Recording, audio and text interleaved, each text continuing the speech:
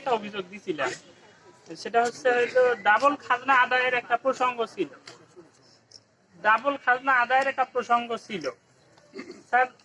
এই গতকালকে আমি আবার আসার পর অন্য একটা খাজনার খারিজের যে খাজনার রসিদের জন্য যখন কথা বলি, তখন বলেন যে এই ব্যাংকে মর্গেজ করতে হবে আমাকে, এটা একটু হইলো ইয়া দিয়ে দেন। ছিলেন মহাশয় বললো যে এটা হচ্ছে হইলো এটা ব্যাংকে গিয়ে বলেন আমার কি দরকার। অথচ কাগজ ছাড়া আমাদের মর্গেজ হয় না। আমি ফার্মিং গার্মেন্টস এন্ড ট্রেনিং সেন্টারের একজন হচ্ছে হইলো উদ্যোক্তা স্যার।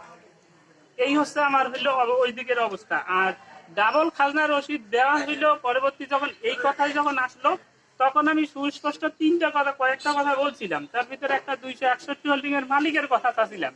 তারপরে 261 হোল্ডিং এর কত তারিখে ওপেন করা হইলো, কত তারিখে কর্তন করা হইলো, কত তারিখে স্থগিত করা হইলো, কত তারিখে আবার হচ্ছে হইলো বাতিল করা হইলো। স্যার কোনো তথ্যবাং না দিয়ে মোটামুটি সেদিনটা আমার পুরোটা যায় তথ্য সমূহ শুধুমাত্র এই এতটুকুই স্যার। আজকে না পায়া আমি গতকালকে স্যার কোন রকমে এইটুকুই লেগে নিয়ে আসছি যে আমার খালি শূন্য স্থানটুকু পূরণ করে দিলে তারপরে আমি এ বিষয় নিয়ে ডিসকাস করতে পারবো।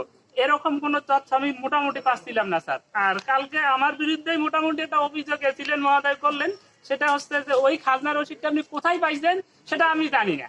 আমি বললাম তাহলে এটা কিভাবে হতে পারে, উনি বললো সার্ভার ক্রাইম। তাহলে আমি ওটা কিভাবে প্রতিকার পাবো? তখন বললেন উনি হইলো যে আপনি হইলো থানায় চলে যান। তখন কি দেখাবো থানায়? তখন বললো আমি বলি দেবো।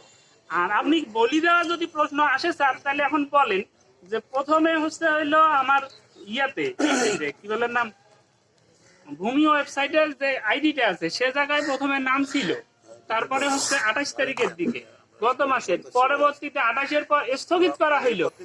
কালকে কালকে কালকে আসি দেখি আমি সেটা স্যার একবারে উধাও, সে জায়গার কোনো অস্তিত্বই নাই, ওইটারই নাই। এখন আমি পাবো কোথায়? আর আমাকে বললো যে এটা কোথায় পাইছেন আপনি জানেন। তাহলে স্যার যদি আমি আসলেই অপরাধী হাতে কোথায় পাইতে পারি আমাকে অ্যারেস্ট করেন। ওই চাল মুড়ি ভাতা সবগুলো নিয়ে আসছি, আমি জেলতে যাওয়া।